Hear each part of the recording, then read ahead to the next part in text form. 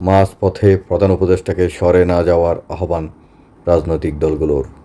পরিস্থিতি যাই হোক না কেন, প্রধান উপদেষ্টা ডক্টর মোহাম্মদ ইউনূস যেন মাঝপথে হাল ছেড়ে দিয়ে সরে না যান, এমন আহ্বান জানিয়েছেন দ্বিতীয় দিনের দ্বিতীয় দফার বৈঠকে অংশ নেওয়া দলগুলোর প্রতিনিধিরা। রোববার 25শে মে সন্ধ্যায় রাষ্ট্রীয় অতিথি ভবন যমুনায় দ্বিতীয় দফায় রাজনৈতিক নেতৃবৃন্দের সঙ্গে আলোচনায় বসেন প্রধান উপদেষ্টা। বৈঠক শেষে একে একে কথা বলেন রাজনৈতিক নেতারা। জমিয়তে উলামায়ে ইসলামের মহাসচিব মাওলানা মঞ্জুরুল ইসলাম আফেন্দি বলেন, নির্বাচন, বিচার ও সংস্কার নিয়ে আলোচনা হয়েছে। রাষ্ট্রবিরোধী ষড়যন্ত্র রুখে দিয়ে মৌলিক সংস্কার করার আহ্বান জানানো হয়েছে। একই সঙ্গে মৌলিক সংস্কার সম্পন্ন করে জাতিকে নির্বাচনের পথে নেওয়ার কথাও বলা হয়েছে। ইসলামী আন্দোলন বাংলাদেশ সিনিয়র নায়েবে আমির মুফতি সৈয়দ মোহাম্মদ ফয়জুল করিম বলেন, জুলাই আন্দোলনে মানুষের ব্যাপক অবদানের ফলে আমরা নতুন বাংলাদেশ পেয়েছি।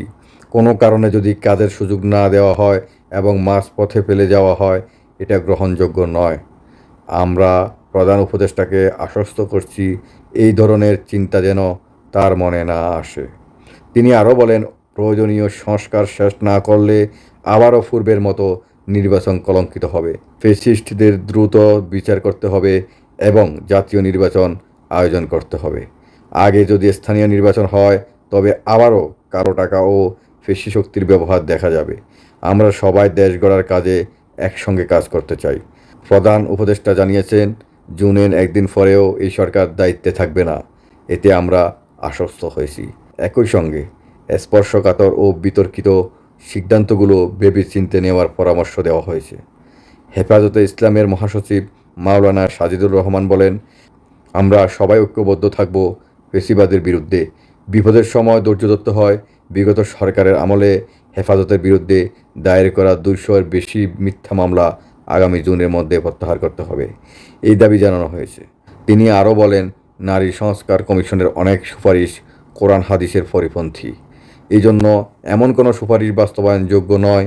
এছাড়াও উপদেষ্টা পরিষদের কিছু সদস্য বিতর্ক তৈরি করেছেন। প্রয়োজনে পরিষদ পুনর্গঠনের কথাও বলা হয়েছে। খেলাফত মজলিসের মহাসচিব আহমদ আব্দুল কাদের বলেন, আমরা প্রধান উপদেষ্টাকে দায়িত্ব পালনে উৎসাহিত করেছি। সংস্কার ও নির্বাচনের রোডম্যাপ দিতে বলেছি। জুলাই আন্দোলনের বিচার দৃশ্যমান হওয়া উচিত।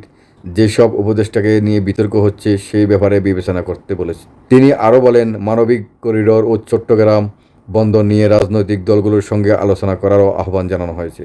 যে কোনো মুহূর্তে সবাইকে ঐক্যবদ্ধ থাকতে হবে।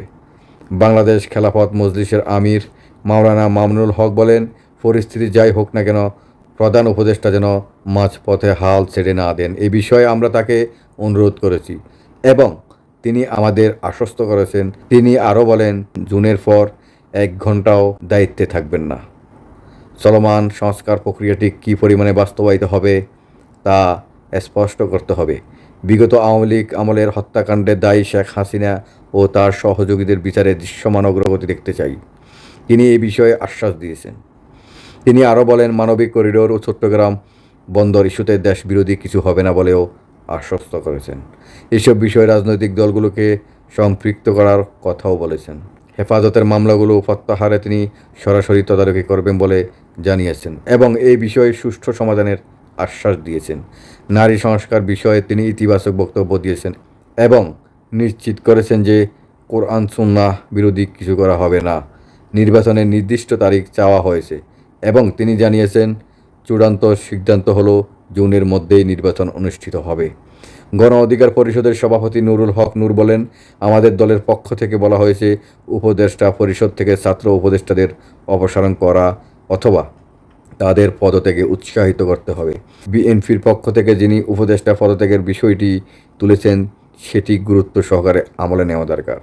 তিনি আরও বলেন, সরকারি সামরিক বাহিনীর সঙ্গে সুসম্পর্ক বজায় রাখার কথা বলেছি।